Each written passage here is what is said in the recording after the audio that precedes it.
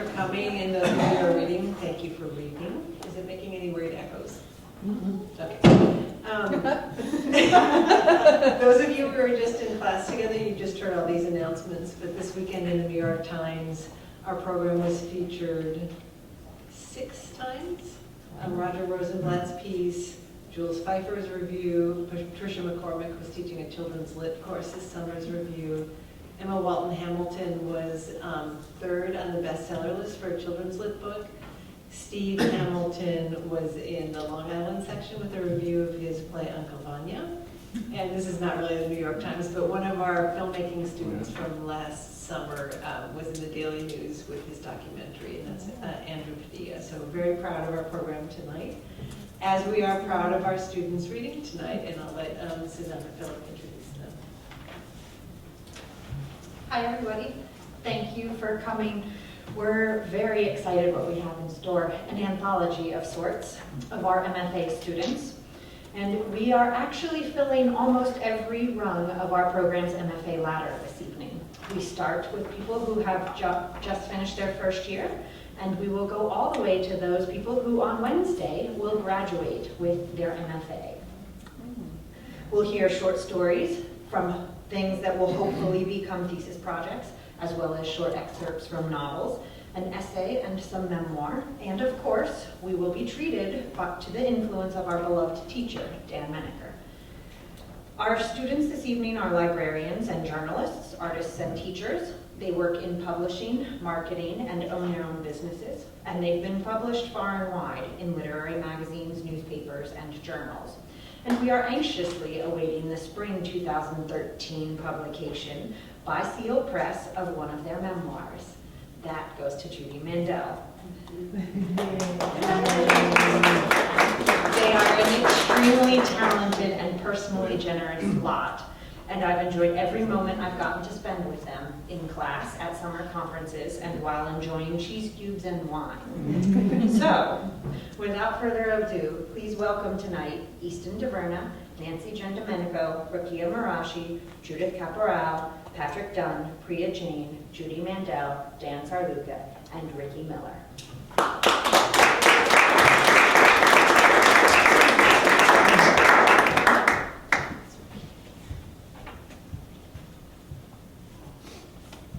Hello, I'm Easton Taverna. I'll be reading 3 short pieces from a memoir, which I just finished taking with Roger Rosenblatt. Great class, really good. The first piece is called On Remembering. This is a memory. I'm standing next to my father outside of a hospital. Now we are in the hospital. We walk past a security guard. He is a big black man in a blue uniform, and I think of Carl Winslow from Family Matters. We walk out of an elevator and into a bright hallway. It smells like urine and floor cleaner. I see my memories as pictures. They are still shots, one after the next, being flipped through my head, and every time I think back to something, there is one slight variation. A different color shirt, a different person in the lobby. Something changes.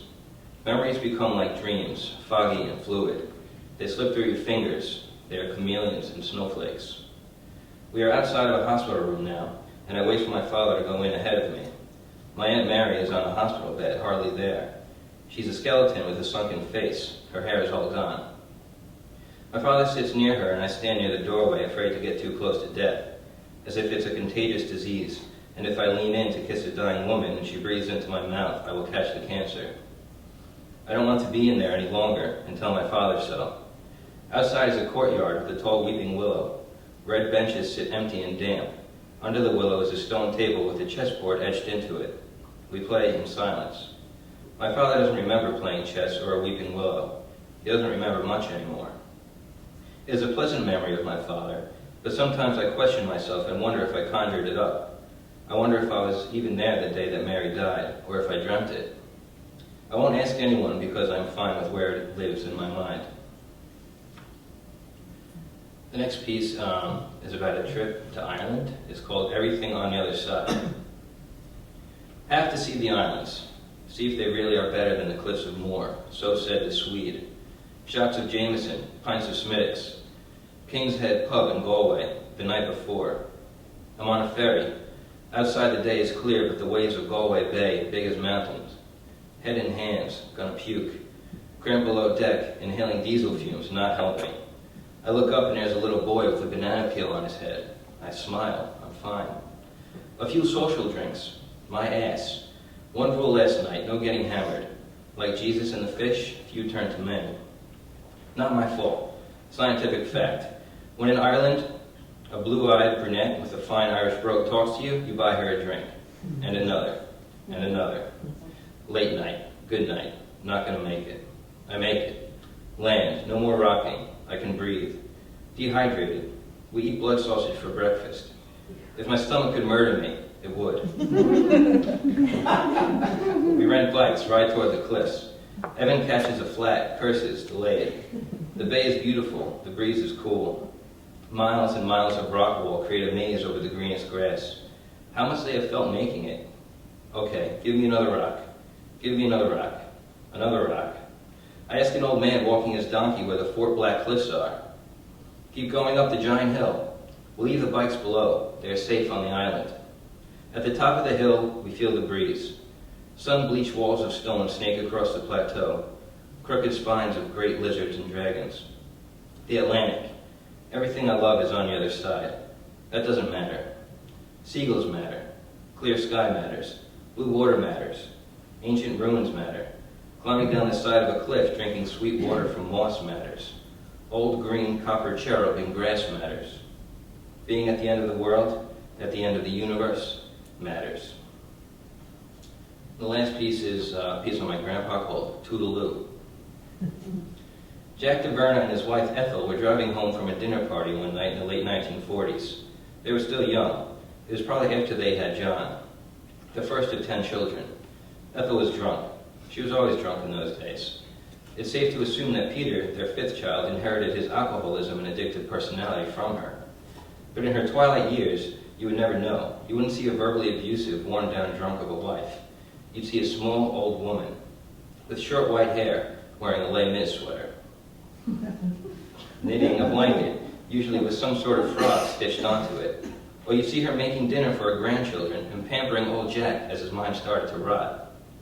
As they drove, Ethel yammering on, Jack, exhausted from building Treasure Island Marina on the weekends and working as a carpenter on the Jackie Gleason show during the week, Ethel grabbed at the steering wheel.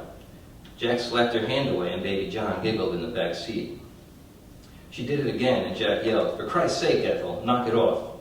But she did it a third time and the car swerved. Jack was a joker his whole life. It was the only thing keeping him sane, and drinking after work with the honeymooner himself, you'd think he'd have to be. In his later years, he would set whoopee cushions for his grandchildren. He pants Peter's firstborn son in front of the whole family, making him kick old Grandpa in the leg and run off crying. He joked all the way to the grave. A week before he passed, he told Peter that if he wanted to fix his marriage, he'd better fix his face first. Jack grabbed Ethel's hand from the steering wheel and struck her, once, twice, until she was still and her head was against the window. Baby John started to cry behind them, but Jack said nothing. Thank you.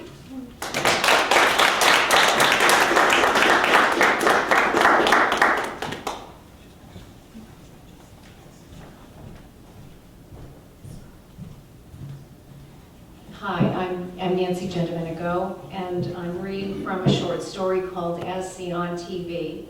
And the things that you need to know is that the character Marla has just gotten fired from her job as an ad sales exec at a reality TV channel called Click, and her former boss is named Lucinda. And this is what happens when she leaves the office. Marla dashed from the office building directly to the ladies' room of the Waldorf Astoria a few blocks away. Once there, she sat as if frozen in place on the leather couch in the lounge, a sweater wrapped around her shoulders to keep away the chill of the air conditioning. It was a relief to take refuge among strangers, and the hotel guests paid little attention to Marla. Marla wasn't ready to go back to her suburban town where everybody knew each other. How would she explain why she was pulling into her driveway in the middle of the afternoon without breaking down? But she had to call James, who was there for Marla throughout her career at Click. He willingly took on the chief parenting role with Iris and eventually began his own landscaping business to accommodate Marla's work schedule. James rarely complained about carting Iris to her after-school activities and taking care of their Tudor house or eating dinner late on weeknights. How was she going to break it to James they'd be dependent on his salary to get Iris through college? He hoped to go back to school for an architecture degree, but that wouldn't be possible now. She could sob away the rest of the afternoon, except no tears emerged. Her position was erased at click like a canceled TV show removed from the schedule. No more back-to-back meetings, last-minute business trips, or handling urgent matters from home or vacation. The parts of the position she disliked the most suddenly seemed appealing. If only she had her job back. Marla hadn't given much thought to a job search and rarely pursued the openings headhunters contacted her about. Who'd want her now when word about her firing got out? She tried not to think of the empty days looming ahead, her once jammed calendar now blank. In the hotel bathroom, the attendant, a black woman in her 50s, sat near the sink and dutifully wiped the bowl after each person's use. She wore headphones and hummed as she flipped through a newspaper. For an instant, Marla was jealous of the attendant because she was gainfully employed. The attendant looked up from her paper and asked Marla if she needed anything. "No, thank you. I'm taking a little break in between my meetings. So exhausting, running all over town," Marla said, carefully reapplying lipstick and fixing her hair. She wondered what was going on back at the office. She imagined Lucinda organizing a group meeting with Marla's staff and the shocked look on their faces. Marla ignored the vibration of her BlackBerry, likely a surge of sympathy emails about her banishment. As if heading to her next meeting, Marla walked out of the hotel and up Madison Avenue, attempting to distract herself by window shopping. But the mannequins in the latest fall fashions blurred together as if she was whizzing by in a speeding cab. Her thoughts started from the scene in Lucinda's office to what she was going to say to James and Iris, and her friends who envied her high-powered plum New York City gig. Marla tried to keep her usual brisk pace, but she felt pulled down, like she was wearing heavy ankle weights. She entered Central Park at Fifth Avenue and wandered along the paths near the zoo. Sounds of squealing children echoed throughout the canopy of trees and blocked out the street noise. Marla continued her ramble until she arrived at the pond near the Alice in Wonderland statue. She marveled at the artist's attention to detail on the sculpture, the pleats on Alice's dress and the folds in her socks, the Mad Hatter's exaggerated bow tie and gaps between his teeth, the bronze mushrooms and a perfect perch to watch life in the park go by. Marla could spend hours here conjuring up new ad campaign themes without the office clamor ricocheting into her concentration. She bought a large Coke and hot dog, junk food she rarely ate, and sat down on a bench. The caffeine and the food helped her headache subside. Miniature boats cruised on the pond, remotely controlled by a group of older men. There were all kinds of vessels, sleek white sailboats, antique ships with intricate details and colorful masts, a red tugboat chugging along. Children in their school uniforms, accompanied by nannies, leaned over the edge, yearning to touch the toy boats. Marla removed her shoes and squatted at the edge of the pond, her fine black skirt inching up over her thighs. Carefully, she dangled a toe in the water and then plunged her whole foot. She felt the slickness of leaves and steadied herself against the stone ledge. "Lady, lady," a man shouted from across the pond, "you can't go in there." Marla ignored him and with small steps waded further into the pond. She held her BlackBerry in one hand, the red LED flashing new messages. She crouched down, her skirt floating on the water surface like a dark water lily, and skimmed the BlackBerry across the pool of water as if it was a smooth, flat stone. The red light was blinking as the phone sank. She returned to the bench, wiped her feet on the grass, and let her skirt dry in the fading sun. Nannies, children, and retirees stared. A young woman in an oversized Brooklyn sweatshirt holding the hand of a toddler approached Marla. Miss, something went wrong? She had an European accent like the au pair who cared for Iris when she was a baby. No, I'm just fine, Marla nodded. Marla made a list of all the things she'd do after spending part of her afternoon in Central Park.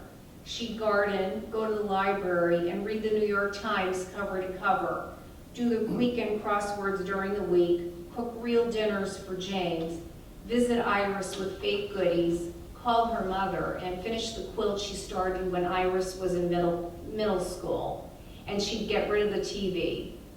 Marla heard there were enormous snapping turtles living in Central Park waters. She'd stay at the boat pond until she spotted a head and a bit of leathery skin emerge from the water. She took a deep breath of fresh air, then another. She had all the time in the world.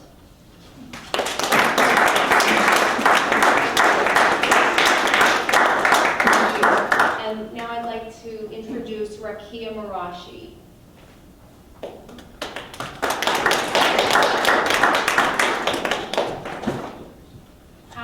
I'll be reading a few pages from my fiction novel. It's titled Open Arms. I wonder what happened to the drunk driver who killed my father. At first I was surprised that people got intoxicated in Afghanistan and drugs and alcohol were readily available but not openly sold. If the killer were still alive, I wondered what part of the world he was living in, if he had a wife and children, and if they too operated heavy machinery while being intoxicated. Or if he were dead, his carcass lying somewhere unknown. I wondered if that drunk driver went to jail for what he'd done, taken the life of a man. He'd taken away a husband. He'd left a girl without a father. And he'd left an elderly father without one of his 7 sons.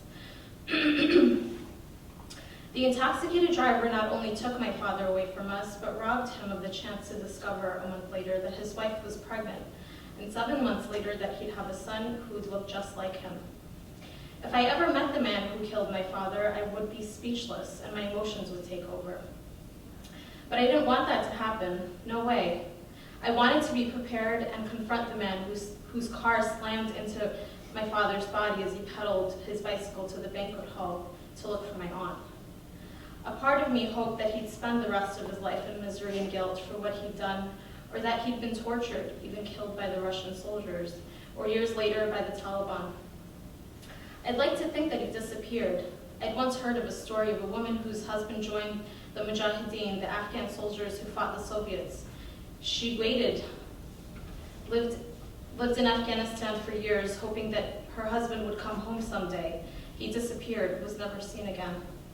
I imagined a car, a sedan, hitting my father while he was riding on the side of an unlit road on his way to the banquet hall.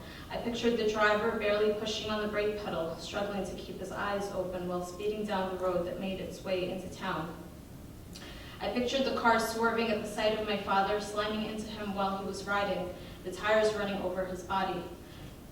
His body was probably discovered hours later when his blood had drained out of his veins, thickening as it spilled out of his warm body onto the cold ground. I asked my mother how they told her and if they found the person who killed him. She said they didn't find him. It was a hit and run, but those who attended the wedding that night had discovered his body. My father worked at the local bank, my mother told me while sipping her piping hot tea one morning. We sat across each other at the kitchen table and I looked into her eyes.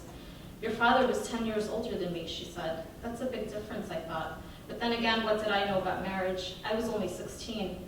I kept quiet and listened. It was the first time I'd ever heard my mother speak of my deceased father. He'd come home, still dressed in his suit and tie, and pick you up off the ground and kiss you, she said. Didn't take her eyes off of you. Didn't take his eyes off of you. She held her gaze, but she didn't cry. Her eyes didn't well up. Her nose didn't turn pink. I didn't ask any questions, afraid she'd cry. I simply listened. She went on to tell me that he was a loving husband who wanted nothing more than for his wife to be healthy and live comfortably. She told me about their trip to Bombay, how I'd been in the stroller while monkeys jumped from the tip of a tree branch to the other, its leaves falling to the ground while they strolled me through the park on a sunny afternoon. Why India, I asked. She said that my father had made an appointment. with a gastrointestinal specialist who helped treat her stomach condition that started after the death of her mother. I wasn't angry that she kept it hidden from me all these years, that she hadn't told us that our biological father was buried beneath the ground, covered in pebbles and soil somewhere in Afghanistan.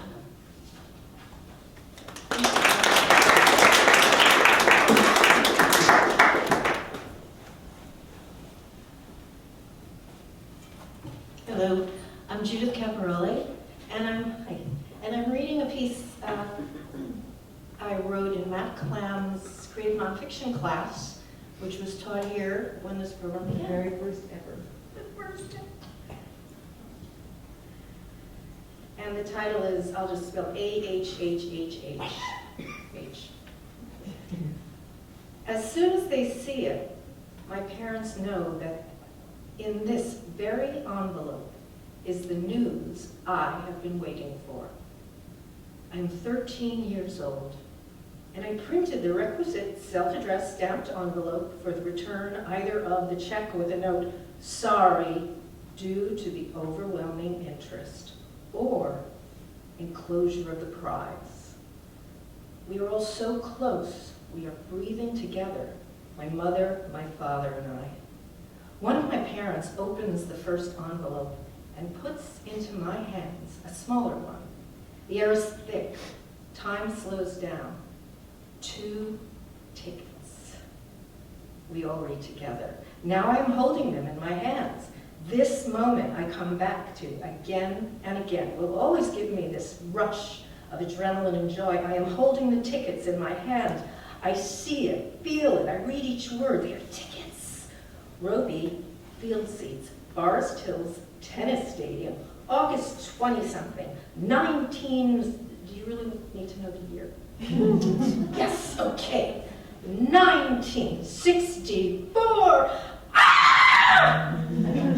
My father takes a book he has in his dresser that contains seating charts of stadiums and theaters in New York. He shows me the tennis stadium and we look for the seat. No, I'm not a tennis fan. That would be my aunt and uncle who would jump up and down upon receiving special seats to a tennis tournament. So, Forest Hills, tennis stadium. But my seat is not there. Field seat, maybe this is not real. I won't have a seat, but I know at the same time it is magic. I stare at the ticket again. Forest Hills, Tennis Stadium, August 20-something, 1964. The Beatles! Yeah. Before I go, let me say, all the history tells you about the great Shea Stadium concert of the Beatles. Some people deny the Forest Hills concert could have happened. When I tell them, it's like a crack in reality. UFOs, Roswell, Area 51. Because reality, after all, is an agreement on facts between more than one individual. Otherwise, one person's hallucination would be reality. But let me tell you, people who really know, trivia artists, acquaintances who know about music history, broadcasting, and my immediate family, know this concert happened. I sit doing homework on a rocking chair listening to my transistor radio, yes. This is how I hear about this concert. Murray DeKay or someone announces it.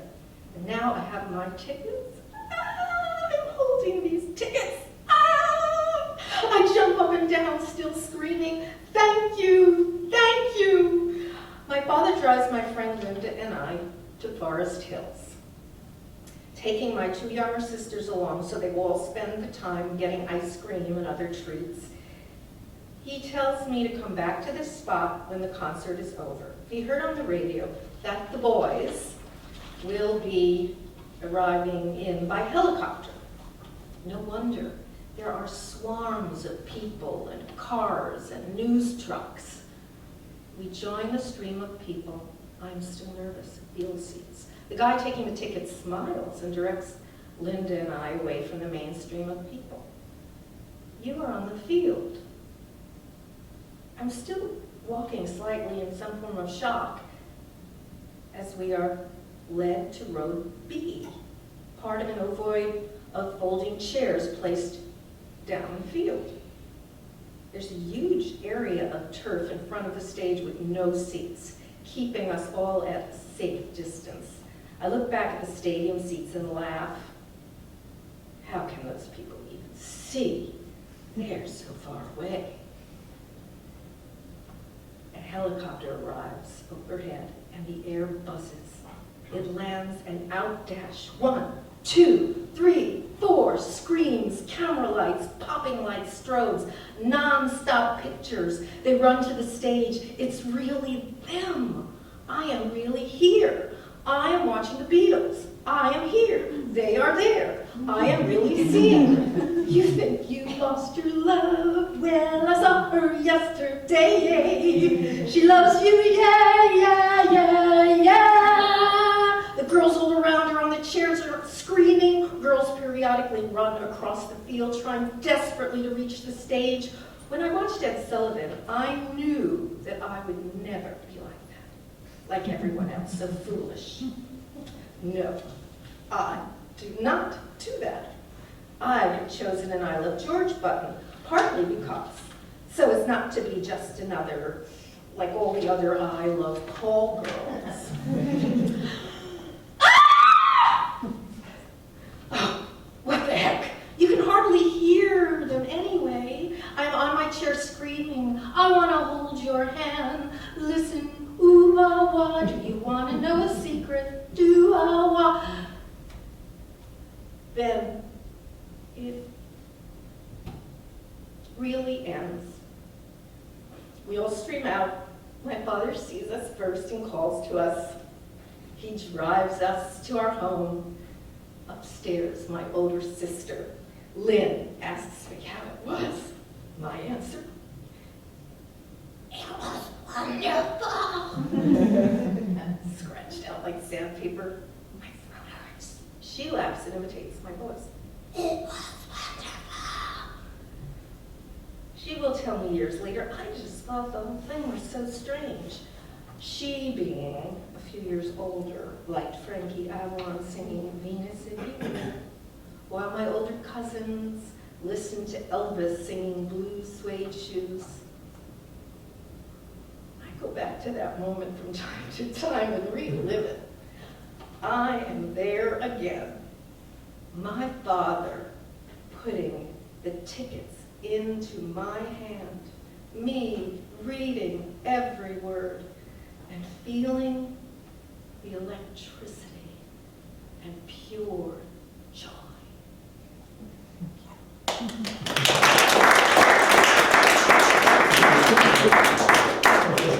Next up is Patrick Dunn.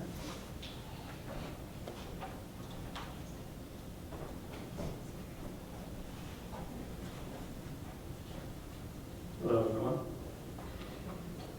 This is a short essay written earlier this semester called Monica in the Park. Her feet are easier to remember than her face, probably because her feet are closer to eye level. They are white and dirty like the rest of her, and not completely human. I don't know the correct term. I never took an art history class.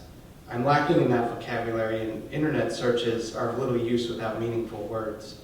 Her toes lack structure. There's no evidence of a skeleton holding things up as she stands on her platform, just some curved lines that are slightly darker than the rest of her. She's a little porous, too. I remember that much. When I first saw her, there was a mental connection of pieces.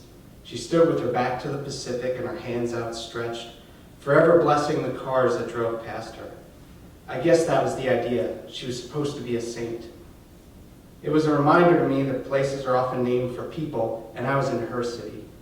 But she was a welcoming lady, so it could be my city too. It's really up to you, she could have said. She might be Mexican.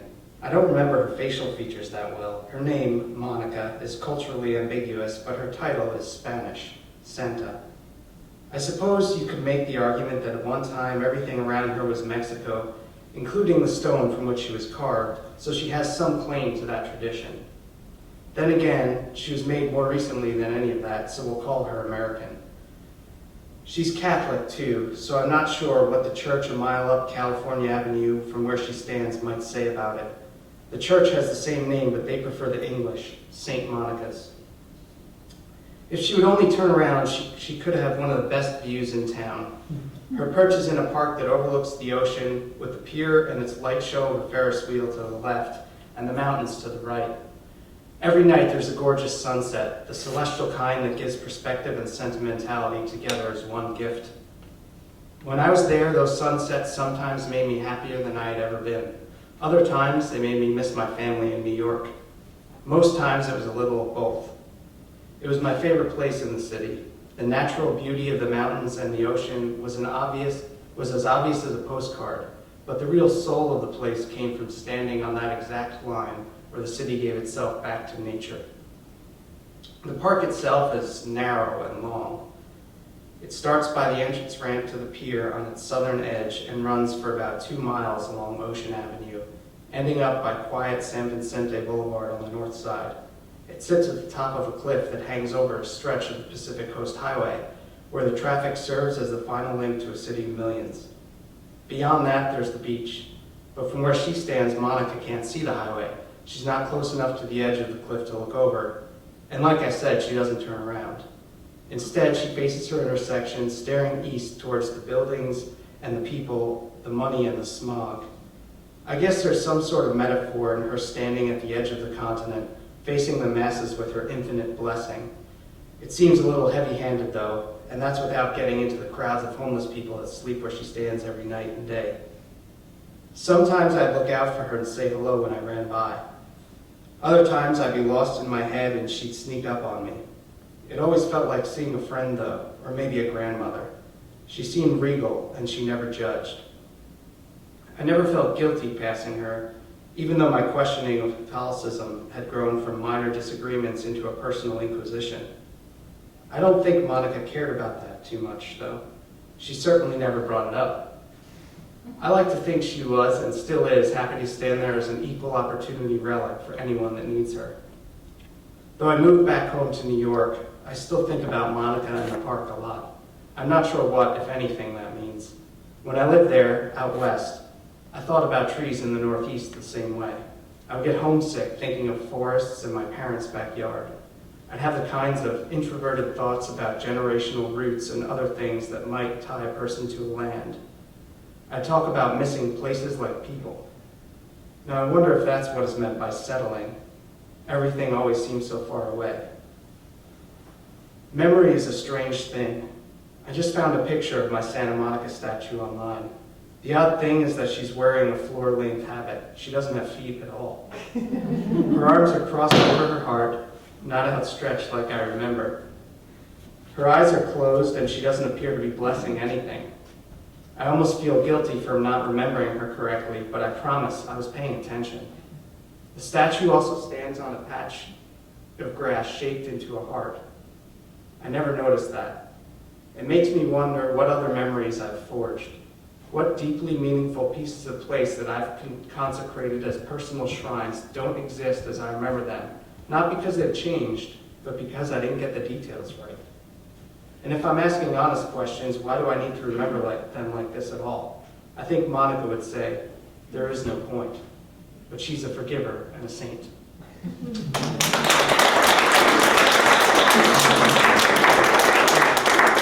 Next up is Priya Jade.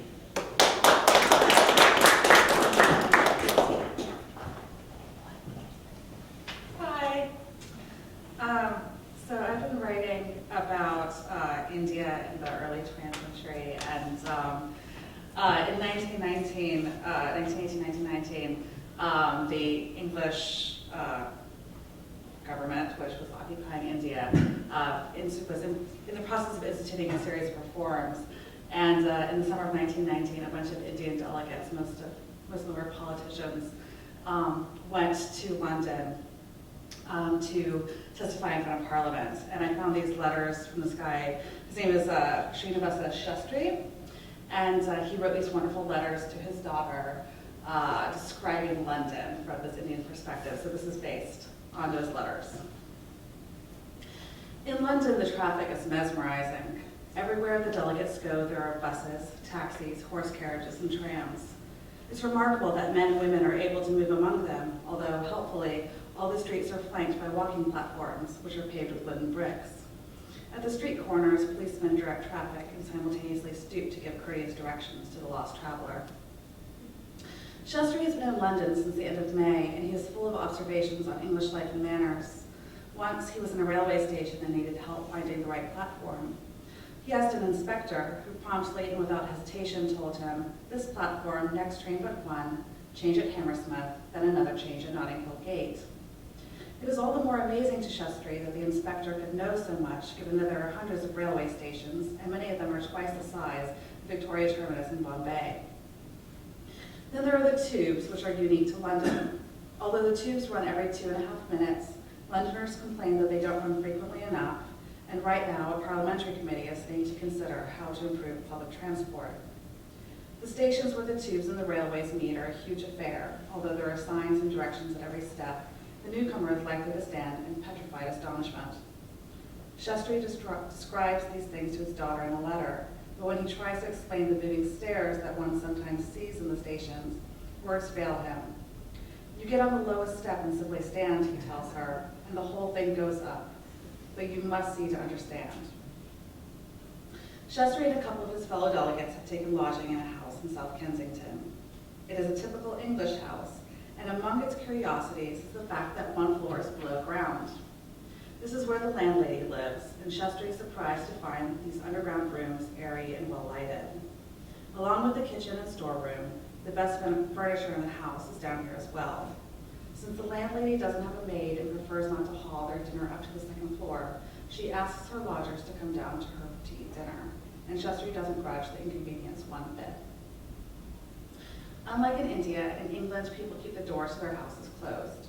Whereas in India this would mean that the occupants were out, in London the doors are always shut and opened only when someone calls to visit. The delegates learn that when they visit a house, they must strike a knocker on the door or ring a bell by either pushing a button or pulling a knob of wood or brass. A servant answers the door and takes their coats, umbrellas, walking sticks, and hats and puts them on a wooden frame next to the door, unless the servant is forgetful or rude, notes Shastri, in which case the visitors end up doing it themselves. They give the servants their name and cars and can either wait in a drawing room or in the entry hall until the person they're visiting comes out or sends word for them to come in. Even inside, all the doors are closed. If a door is open, it means no one is inside it. A servant may go into that room to tidy up, but when faced with a closed door, even a servant needs permission to enter. A spring bolt in the door fastens when it's shut, and the visitor must tap twice on the door and wait for the inhabitant to say, "Come in," unless the inhabitant is not ready for you, in which case you will say, "1 minute, please." A common room might have a bed, a writing table with drawers, a washstand with a mirror, a cupboard, a fireplace, and a chimney. The lodger or guest is supplied with a towel, 2 napkins, and various vessels to hold water. You cannot leave your room unless you're fully dressed, and you're expected to remain so all day. In the laboratory, the flushing is automatic and efficient. In the bathroom, which is sometimes combined with the lavatory, but sometimes separate, there is a large porcelain tub about 3 feet deep with a tap for cold water and one for hot. You can let in as much of each as you like. Breakfast, which is taken between 8 and 9 a.m., is a light meal. The more important is lunch between 1 and 2. Afternoon tea at 4 or 4:30 consists of bread, biscuits, cakes, and tea. Dinner is at 7 or 7:30. After dinner, everyone goes out. They walk in the parks or gardens, or they go to the theater. The streets are well lit and the parks are numerous and lovely, with plenty of places to sit. The theaters are uncountable, and everywhere you go, you can get refreshments. Although Shastri loves the theaters, he notes that they wouldn't satisfy puritanical tastes because they portray human nature in its everyday form. Because of that, he notes the theater here to be a great instrument of education.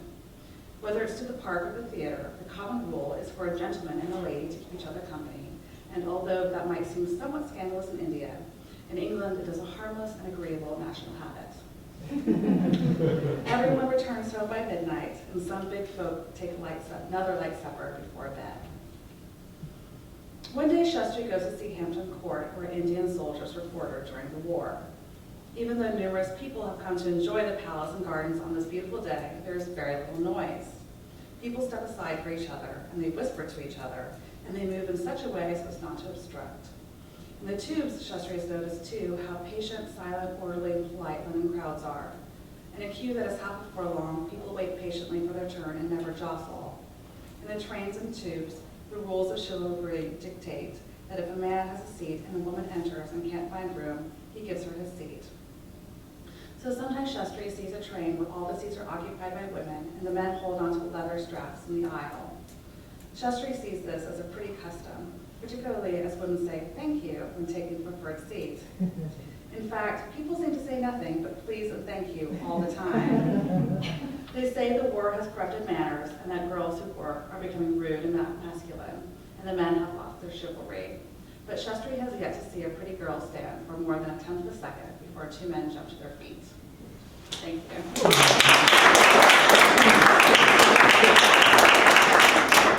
Next up, Judy Mandel.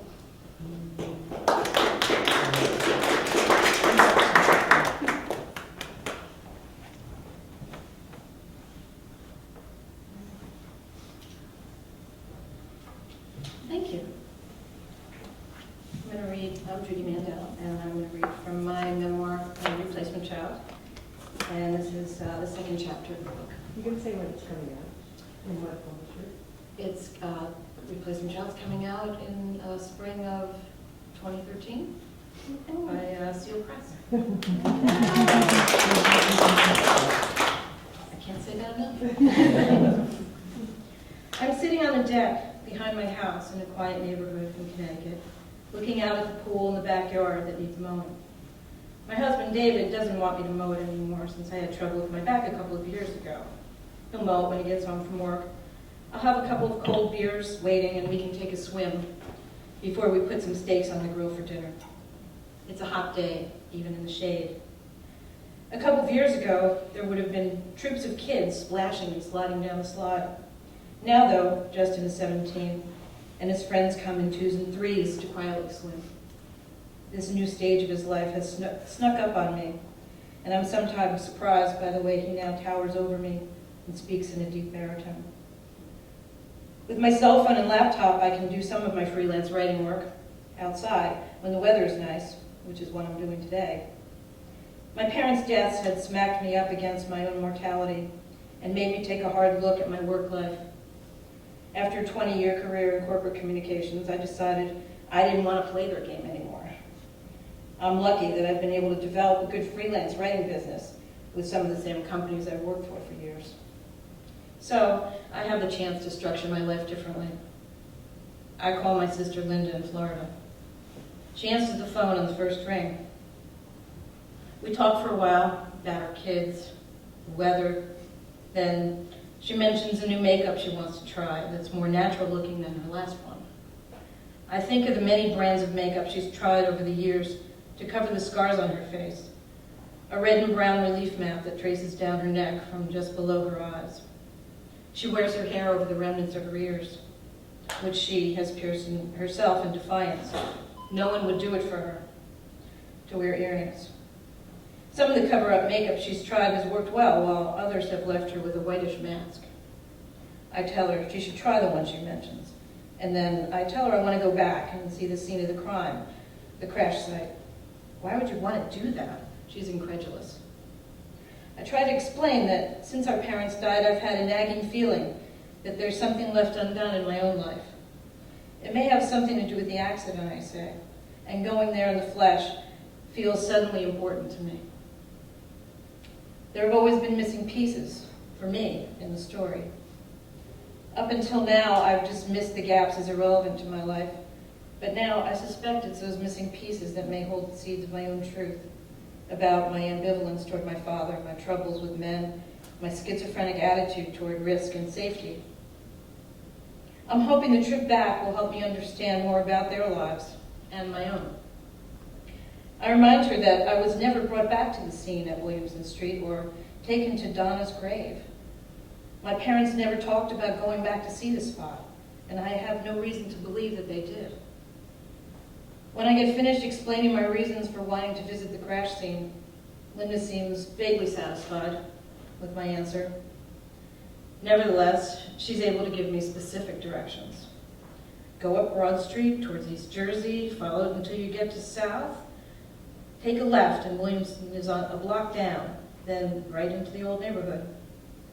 On the drive, I realized we must have passed this street many times over the years. Certainly when my father had his jewelry store just up the road. But no one acknowledged it to me. We passed through the lazy suburbs with manicured lawns and two-car garages to the city-like outskirts of Elizabeth.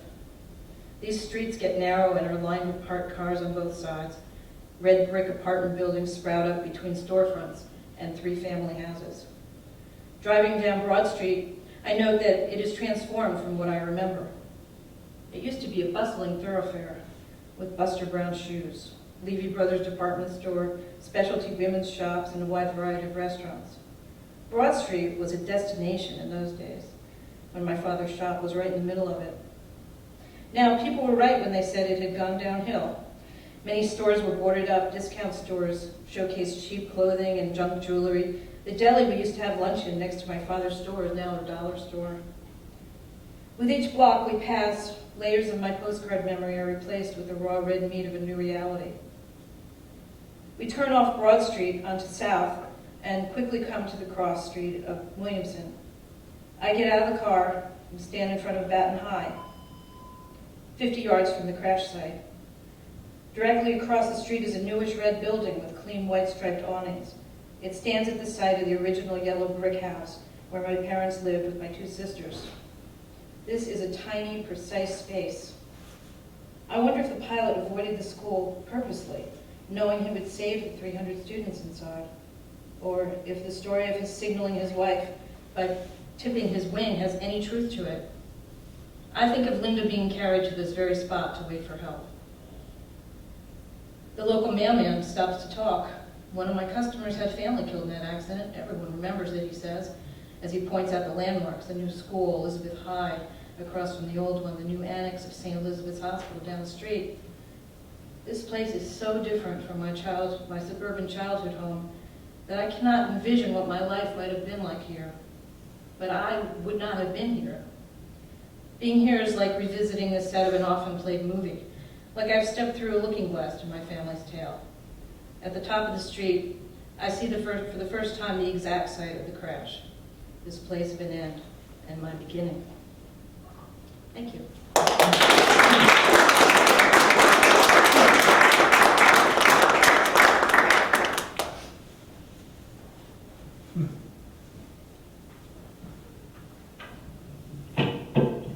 Hi, this is an excerpt from a novel I'm working on. I was working on it in John Westerman's class. It's set on Long Island in 1981, and the narrator is Joe, a 20-year-old college dropout who's working the midnight shift at 7-Eleven. It's 3 o'clock on a Sunday morning, and Joe's posted a sign saying that it's against the law to sell beer after 2 o'clock. My first run-in with Kevin had put him near the top of my shit list, and he'd done little in the past few months to change my opinion of him. It had been my second day on the job, and I was alone behind the register on the afternoon shift. Billy Epstein, the veteran store clerk who was training me, was stocking shelves in the walk-in cooler. Kevin came into the store with a friend, grabbed a medium coffee and a cherry Danish, and headed for the door. "Put it on my tab," he said. "Kevin G." "What tab?" I said. "It's in the notebook under the counter," he replied, as if my question was the stupidest thing he'd ever heard. "Walter lets me pay at the end of the month." I knew it was bullshit, but the confident way he delivered the line made me doubt myself for a minute. But I quickly decided Kevin was testing me. He knew I was the new guy and wanted to see what he could get away with. "Walter never told me anything about that," I said. "You have to pay now." Kevin rolled his eyes as he dug into his pocket and tossed a couple of bills on the counter. Tonight, as Kevin entered the store by himself, he paused for a moment and squinted against the glare of the overhead lights. He walked past the counter with a relaxed, yet careful stride that signaled a drunk trying to pass as sober. When he came to the coolers, he stopped in front of the beer section, read the sign, and muttered under his breath. He turned in my direction as he jerked his thumb toward the sign. "What's this?" he said with mock outrage, as if to say Paulie girl were giving him the finger from the other side of the glass. The sign was enough for most people, but there were always a few who tried everything from pleading to bribery to get around the rules. "It's way after 2, I said with a shrug. "You know the law." "Come on, Joe, can't you do me a solid and sell me a couple of six-packs?" he asked. "Who's going to know? You can put them in a bag back here and no one will see." "Sorry, I can't do it," I said. I left out my opinion that he probably had enough and should be heading home to sleep it off. "Come on, man, you know me," he said. "I'm in here all the time." "I can't. Walter would fire my ass." This was one of the few times I wished my boss had installed a video security system so I could point to a camera and the debate would be over. I can't believe this crap. I'm not just some asshole off the street. I was tired and cranky and in no mood to go through the usual negotiations. As far as I was concerned, he was just some asshole off the street. "Look, I already told you no, all right?" I said. "Why don't you go home?" He glared at me, his eyes pressed down into angry slits. He tore my sign from the front of the cooler, crumpled it into a ball, and threw it at me. I batted it away with my right hand. As he headed for the door, walking along the far side of the oval-shaped counter, he said, "You're lucky I didn't kick your ass." If he had been someone I didn't know, most likely I would have remained silent. What did I care about empty threats from a random drunk? But the fact that I knew Kevin, certainly not as a friend, but at least as a regular customer, and that he was giving me grief for doing my job, pissed me off more than if he were a stranger. "Gee, thanks," I said. He made a sharp left in my direction. I could feel my pulse quicken. I hadn't been in a fist fight since I was 12 and went out with Eugene Stackpole at the school bus stop. And I wasn't interested in defending my winning record nearly 8 years later. Maybe if I ignored Kevin, he'd keep on going out the door. I didn't stop putting the papers together and tried to keep my focus on them. No such luck. Out of the corner of my eye, I could see him pass by the door and make a beeline for me. I wasn't sure what I was going to do. I kept my head down, pretending to ignore him as I continued to assemble the papers. The fresh ink felt tacky against my fingertips. With my peripheral vision, I could see Kevin fast approaching from my left. He gave me a little shove.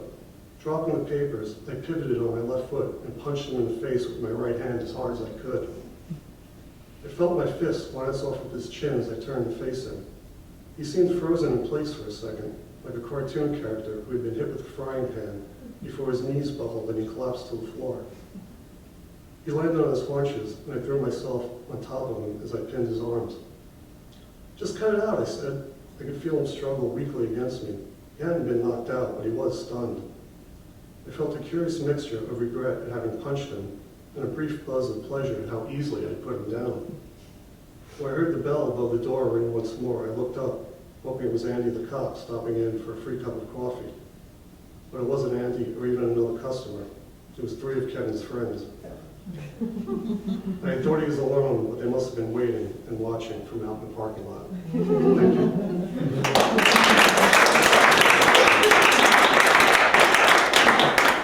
Next up, last but not least, Ricki Miller.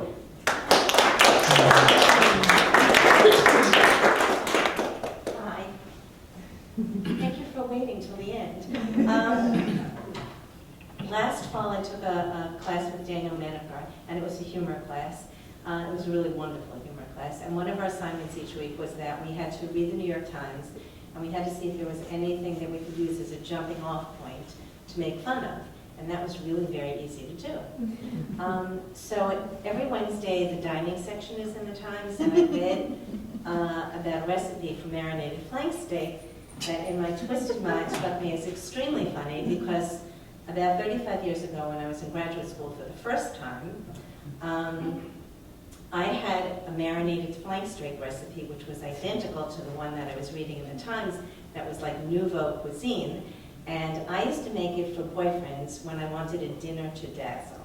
So that was what got me into this. So it's called Dinner to Dazzle, Recipe for Marinated Flank Steak, Everything Old is New Again.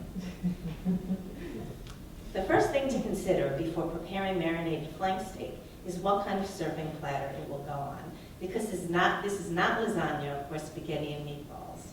Keep in mind that few people, if any, okay, your mother-in-law for sure, and your great Aunt Yetta, if she missed her daily memory pill, would dare comment on the meat being overcooked, undercooked, too tough, or fatty, but everyone remembers platter presentation and the importance of parsley as a garnish.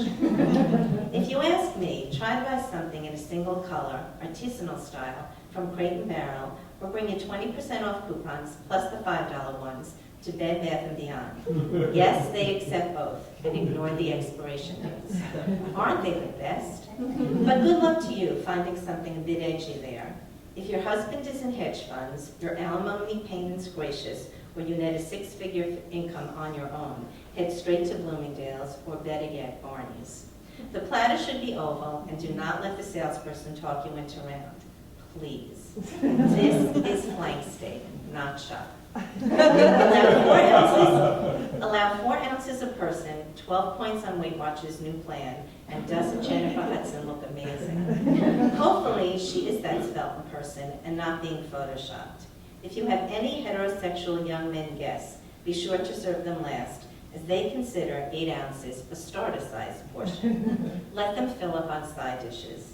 What are young heterosexual men doing at a dinner party anyway? Can't they watch a football game, or go to a bar and start a fight, or sit quietly and play Angry Birds for 3 hours? If you're on a tight budget, invite a few vegans. Flank steak is the universal crowd pleaser, okay, maybe not in India, and has been a company meal enjoyed without quaaludes or even pot since the 1970s. It used to be that chicken held that title, and then ribs, and then pasta primavera, and then salmon. Depending on your zip code, that list may be rearranged, and if you actually like flan for dessert, I'm not talking to you at all. I mean, who likes flan? But marinated flank steak has once again become the new black. So let's say you are having 6 people for dinner.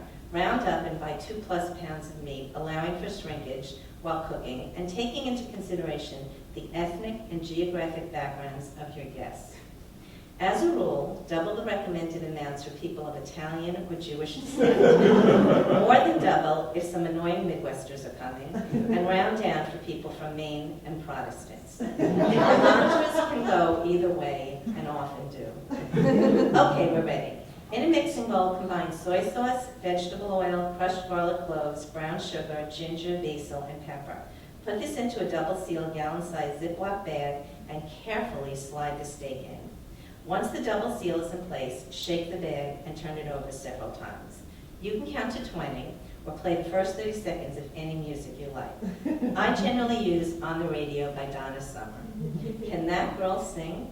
Not to mention those legs. And her hair has great lift. She's certainly held up well. Be careful to put the bag down if you start dancing, as this marinade, when flung on walls, is very messy to clean. Put the bag in the refrigerator and marinate for 3 to 4 hours or overnight. If you forget about it, no harm done. The meat will be a disgusting shade of brown when removed from the bag, but the aroma will knock you out. While serving your company hors d'oeuvres, place the steak in the broiler or on a grill and cook 5 to 8 minutes on each side for rare or medium rare.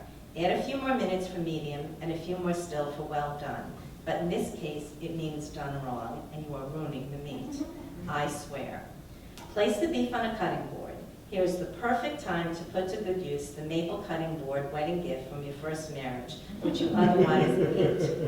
Cut with a sharp knife on an angle in thin slices. No one will blame you for sneaking in a piece, but beware. Meat drips on natural fibers are difficult to remove. And the last person I saw who actually wore an apron while cooking was Mrs. Cunningham, who had those cute shirtwaist dresses that flare.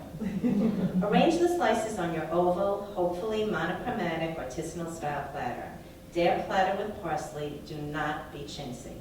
Serve with mesclun salad, roasted new potatoes, stir-fried vegetables, and garlic bread. Or a nicely varied bread basket, including some whole wheat rolls for those with glycemic index fixation. If you can afford it, a Marimekko napkin, the apple of fabrics, makes a lovely touch for the bread basket. If it comes to buying the napkin or having enough steak, the choice is obvious. The napkin will last for decades. Bon appetit. Your dinner is sure to dazzle. It will be finished before the drip on your silk blouse dries. Thank you.